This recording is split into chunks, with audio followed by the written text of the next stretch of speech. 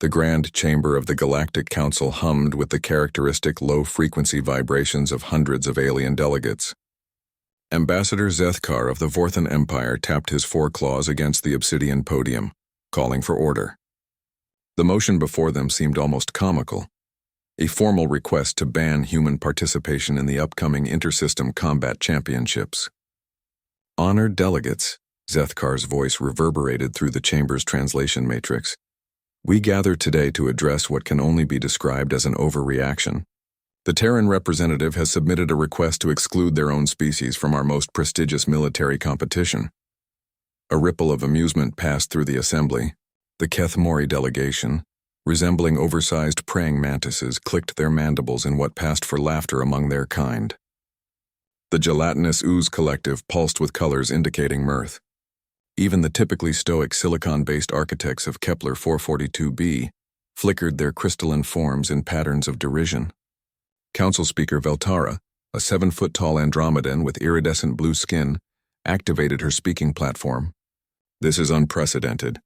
Never in the 1,000-year history of the championships has a species requested their own exclusion. The humans have participated for merely 50 standard cycles. What possible reason could justify such a motion? General Morrison, the lone human in the chamber, stood at his modest delegation platform. His weathered face showed no emotion as hundreds of alien eyes, sensors, and appendages focused on him. At 62 standard years, he looked ancient by the standards of most species present. Yet he carried himself with the bearing of a man who had seen too much. Honored Council, Morrison began, his voice calm and measured.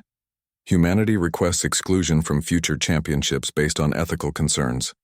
Our participation has become incompatible with the spirit of honorable competition. The laughter was immediate and overwhelming. The Vorthan delegation's roars echoed off the chamber walls. The insectoid hive queens chittered with uncontrolled amusement. Even the usually reserved ethereal collective's psychic projections radiated condescension. Ethical concerns? Zethkar wiped moisture from his reptilian eyes. Humans worried about fair play? Your species has won exactly 0 championships in 5 decades. You've never placed higher than 47th out of 63 participating civilizations. The mockery continued for several minutes. The Christarch Prime projected holographic displays showing human combat statistics, consistently ranking in the bottom 10% across all categories. Speed, strength, tactical innovation, technological integration. In every measurable category, humans performed poorly. Perhaps, suggested the Hive Queen of Sector 7, the humans simply wish to save face. Admitting inferiority is preferable to continued public embarrassment. Morrison waited for the laughter to subside. When silence finally returned, he reached into his uniform jacket and withdrew a small data crystal. May I present evidence supporting our motion? Council Speaker Veltara, still suppressing amusement, nodded. The human delegation may proceed. Morrison inserted the crystal into the chamber's holographic display system. The lights dimmed automatically as a 3-dimensional projection materialized above the assembly. Text appeared first. Classified Terran Defense Force, Championship Participation Protocols, Authorized Personnel Only. The projection shifted to show the interior of a sterile briefing room.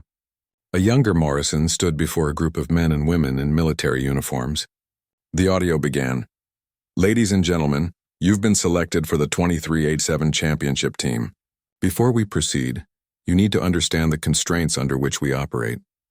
The younger Morrison gestured to a holographic display showing alien physiologies. Our competitors possess natural advantages we cannot match.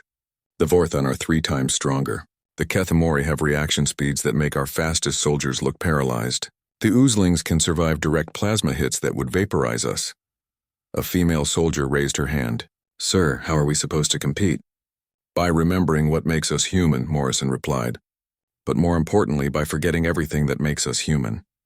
The projection changed to show training footage. Human soldiers moving with mechanical precision, their eyes vacant and emotionless. Combat scenarios played out with humans displaying tactical ruthlessness that seemed impossible for their species. Phase 1 training removes emotional responses. The narrator's voice continued. Fear, compassion, hesitation, all eliminated through neural conditioning. Phase 2 enhances aggression patterns beyond baseline human psychology. The footage shifted to actual championship battles. The assembled council watched in stunned silence as human fighters engaged alien opponents with calculated brutality that contradicted everything they knew about the species. A human soldier used a fallen Crystarch's own crystalline arm as a weapon against its teammates. Another systematically dismantled a Vorthon warrior by targeting pressure points that shouldn't have been known to outsiders. Phase 3, the briefing continued, introduces tactical deception protocols. Subjects are trained to suppress their enhanced capabilities during preliminary rounds, creating false data for opponent strategic algorithms.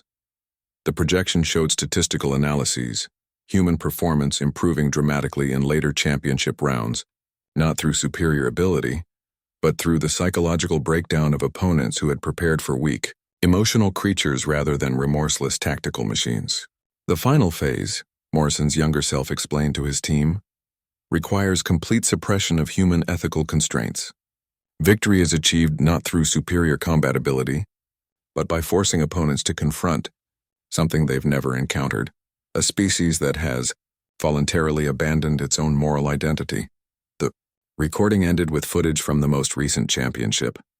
Human fighters, their faces blank and emotionless, moving with inhuman coordination, not superhuman, but utterly devoid of the compassion, creativity, and individual initiative that defined humanity to outside observers. The chamber remained silent. Morrison spoke into the stillness. "We can win, honored delegates. Our projections indicate complete championship domination within 3 cycles. But victory requires us to become something that isn't human anymore." He paused, his voice carrying the weight of terrible knowledge. "We've learned that humans can be conditioned to suppress every instinct that makes us who we are. We can become perfect tactical machines, devoid of mercy, compassion, or moral constraints. We can create soldiers who view sentient beings as nothing more than obstacles to overcome." The silence stretched on. Finally, Council Speaker Veltara spoke, her voice barely above a whisper. "Motion to exclude human participation in future championships. Approved by unanimous consent." Morrison nodded slowly. "Thank you, honored Council. Humanity will find other ways to contribute to galactic civilization." As the delegates filed out in unusual quiet, the weight of what they had witnessed settled over them. They had laughed at humanity's weakness, never realizing that the most dangerous thing about humans wasn't their strength. It was their capacity to willingly abandon their own nature in pursuit of victory.